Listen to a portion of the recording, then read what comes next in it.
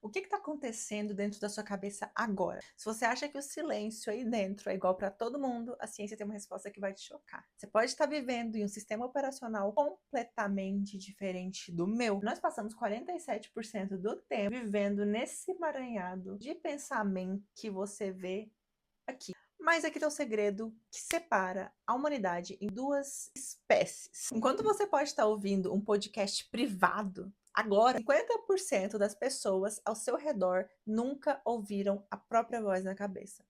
Mas espera aí, antes que você questione se isso é verdade ou não, você acabou de demonstrar como seu sistema funciona. Você pensou algo, não pensou? Vamos fazer um teste aqui agora para você não ter dúvidas de que isso acontece e que é diferente para as outras pessoas. Eu quero que você feche o olho agora, feche o olho aí e imagina uma maçã. Terminou de imaginar? Vai nos comentários e descreve como foi a maçã que você imaginou. Foi uma fruta em 4K? Foi com texturas, com sombras perfeitas, ou foi apenas um borrão em baixa resolução? Ou você apenas ouviu a palavra maçã, como se estivesse lendo um código? Escreve aí nos comentários e olha o que apareceu. Porque se você não viu absolutamente nada, você faz parte do 0,8% que tem a fantasia, que é uma incapacidade física de formar imagens mentais. Eu mergulhei nos estudos recentes sobre autorrelato e neurociência para te mostrar 5 formas diferentes de processar a realidade que existem. E se você dedicar sua atenção a esse vídeo, eu te prometo que você vai finalmente entender por que tem dificuldade de focar e por que algumas pessoas são gênios criativos naturais. E o mais importante, qual é o verdadeiro potencial do seu sistema operacional cerebral? Você já parou para perceber que neste exato segundo, provavelmente você nem está aqui, a ciência diz, gente, que a gente passa 47% do tempo acordados pensando no que não está acontecendo. É como se você estivesse vivendo num simulador constante. A sua mente, ela está gerando por dia entre 6 mil a 60 mil pensamentos. Agora imagine esses pensamentos como janelas de navegador que estão abertas. A maioria deles é apenas ruído, mas todos estão consumindo a sua memória RAM emocional. Existe uma regra biológica imutável. Sua experiência interna dita a sua realidade externa. Cerca de 1 a 2 quintos do que você processa é essa conversa interna. O resto, gente, é só uma mistura caótica de flashes, memórias e intuições. O problema é que a gente presume que o mundo interno do seu vizinho funciona igual ao seu. Mas a verdade é que não existe uma configuração padrão de fábrica para o pensamento humano. Sabe por quê que você tenta limpar sua mente, você falha? É porque você pode estar usando um sistema operacional que não é o seu. Por exemplo, pessoas com a fantasia, elas passam décadas achando que visualizar um objetivo é apenas uma força de expressão, enquanto para outras pessoas as imagens são tão vívidas que elas parecem reais e não é fácil visualizar. E para entender onde você se encaixa, a gente precisa olhar para 5 formas diferentes pelas quais as pessoas pensam. E aqui que entra esse conceito de a fantasia. Sabe quando alguém diz, nossa, imagina uma maçã, e algumas pessoas veem a maçã com cores e texturas, outras veem com nada, e outras apenas sabem o conceito da maçã? A fantasia é justamente essa cegueira mental, que é a incapacidade de visualizar imagens internamente. O que é louco, né? Porque quem tem a fantasia, geralmente só vai perceber isso nos 20 ou 30 anos, porque eles achavam que imaginar isso era apenas uma força de expressão. Então, você já descobriu se você tem ou não desde o início. Os outros grupos de sistema operacional que existem são: para 40% de você, a mente é um rádio. A mente não é um lugar silencioso, é um rádio de alta definição que nunca desliga. Então, se você perde a chave do carro, por exemplo, não é um pensamento abstrato que você vai ter. Você vai ouvir a sua própria voz com tom, sotaque e hesitação perguntando: nossa, será que eu deixei na mesa? Ou se não, nossa, eu tô tão distraído que eu esqueci o trinco da porta de novo. É um ensaio constante para conversas que, na maioria das vezes, nunca vão acontecer na vida real. E esse diálogo interno é uma faca de dois gumes, porque, por um lado, ele é uma ferramenta de simulação incrível para resolver problemas, e, por outro, ele pode se tornar um crítico de plantão que não te deixa dormir. A ciência mostra que, enquanto alguns ouvem apenas fragmentos, outros têm discussões completas, conseguindo até imitar vozes de outras pessoas com perfeição na própria cabeça. Se esse primeiro grupo vive com um rádio, cerca de 50% das pessoas vivem em um cinema. Essas pessoas não precisam de um narrador para encontrar chaves. elas simplesmente dão scroll ali na galeria mental e encontram um print visual do último lugar que viu as chaves.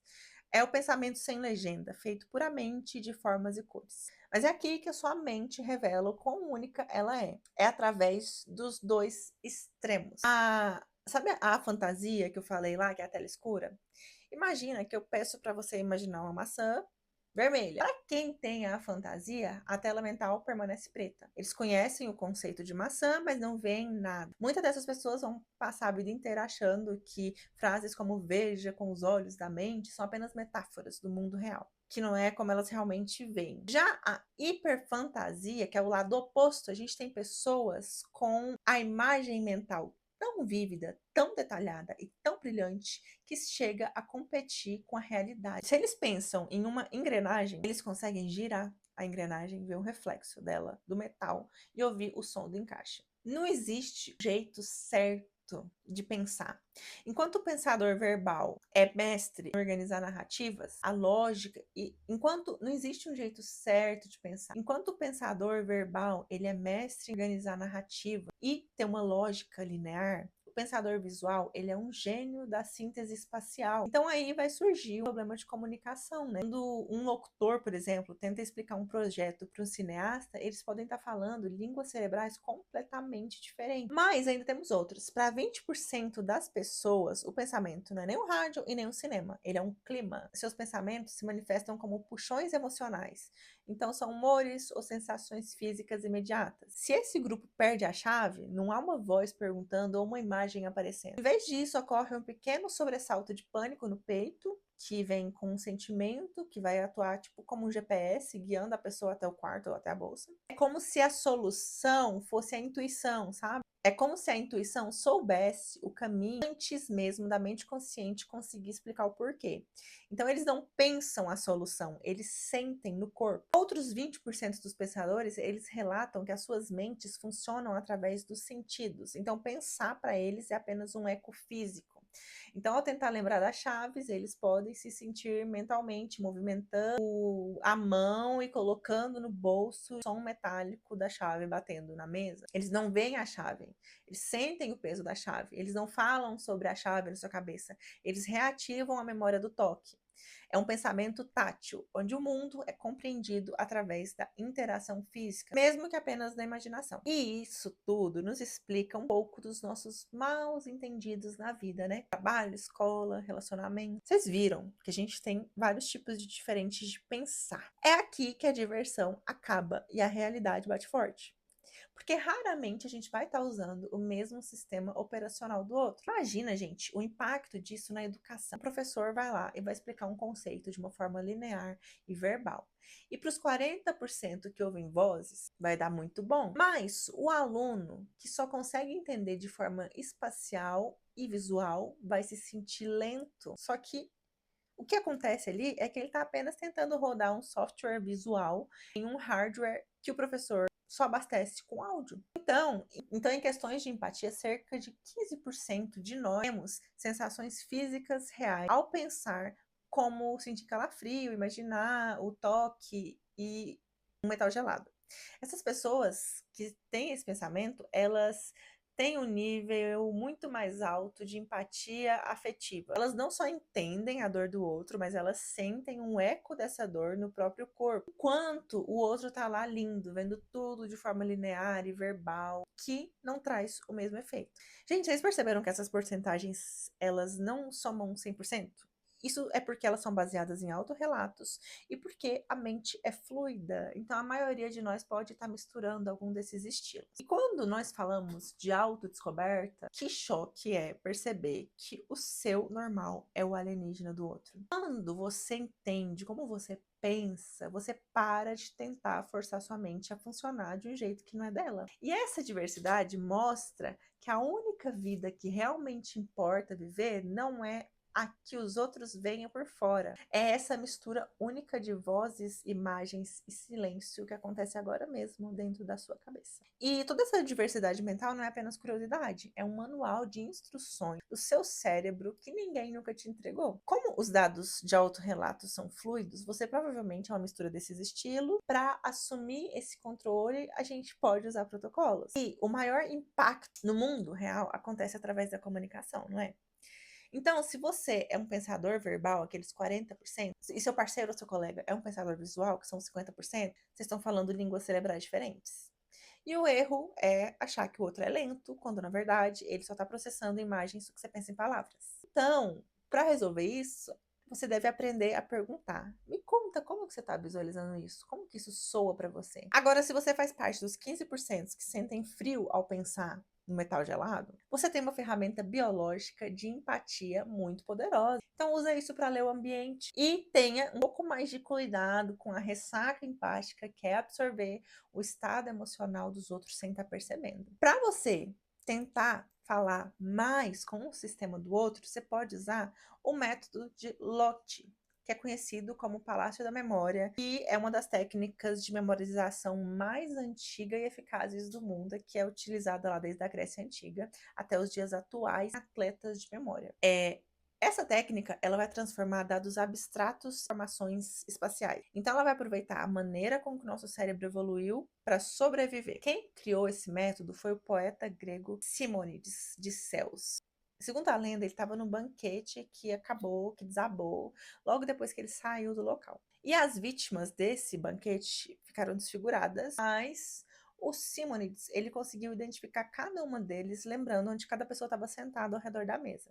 E aí ele percebeu que a memória humana, ela é muito forte para locais e localizações. E como você vai treinar isso? Você pode escolher um lugar que você conhece bem, como sua casa, e criar uma rota fixa, tipo, para entrar na sua casa, como entra na sala, depois vai para a cozinha. E aí, para memorizar, transforma a ideia em imagem bizarra. Por exemplo, você vai pegar uma ideia que você quer guardar na sua cabeça e você vai pendurar ela em um móvel nesse trajeto. Isso é bem bizarro, né? Então, se você quer lembrar de um conceito, imagina esse conceito interagindo com o seu sofá de uma forma absurda. E aí, quando você percorrer esse caminho mentalmente, a informação vai estar lá no sofá. Gente, isso parece muito besteira, mas isso pode aumentar a sua retenção de informação até 10 vezes. Por exemplo, quero lembrar que eu tenho prova dia 15 de maio. Então, eu vou transformar a minha prova em um casaco na minha cabeça. E eu vou pôr esse casaco em cima do sofá. Aí todo dia que eu entrar e fazer meu caminho e eu olhar o sofá, eu vou lembrar que eu tenho prova 15 de maio. Dá pra inovar bastante nisso. Mas a conclusão que a gente tira aqui é que essa mistura de vozes é a única vida que você realmente vive. É o que acontece dentro da sua cabeça. Gente, a vida que você vive não é o que os outros veem por fora, mas é o que acontece dentro da sua cabeça. E é isso. O vídeo tá acabando agora. E você vai enfrentar o algoritmo que vai te sugerir algo fácil e relevante para você esquecer de tudo que você descobriu aqui sobre a sua própria mente. Assistir esse vídeo foi a parte fácil. A difícil é a aplicação. Então, para não se perder nesse campo de mina de estímulo, você precisa de âncoras físicas e você deve ter reparado na caneca que eu usei hoje. É uma peça de cerâmica, mas ela também é um ritual de presença, porque eu sou apaixonada por processos manuais. Eu moldei essa peça 100% à mão, da argila à pintura, para que ela fosse uma prova real do meu esforço e foco. Se você quer uma peça exclusiva dessa na sua mesa para te lembrar de desacelerar e focar no que é real, o link da minha loja está aqui na descrição. Mas entenda uma coisa, o ritual é apenas metade do caminho. Não adianta saber como você pensa se você continua sendo escravo de uma rede de crenças disfuncionais. E como disse o filósofo Spinoza, e a neurociência confirma, você é literalmente o que você pensa. Se você foca na potência da realidade, você cresce. Se você foca em mentiras internas, você enfraquece. E para construir um mindset de elite, você precisa aprender a pensar de acordo com os fatos, criando uma mente que vai ser inabalável contra o caos. E eu vou ensinar esse protocolo aqui exato para você, como checar seus pensamentos e reprogramar seu estado emocional nesse vídeo que eu vou deixar aqui, tá? Clica aí, continua moldando a sua mente, um hábito por vez, e eu te vejo em 2 segundos.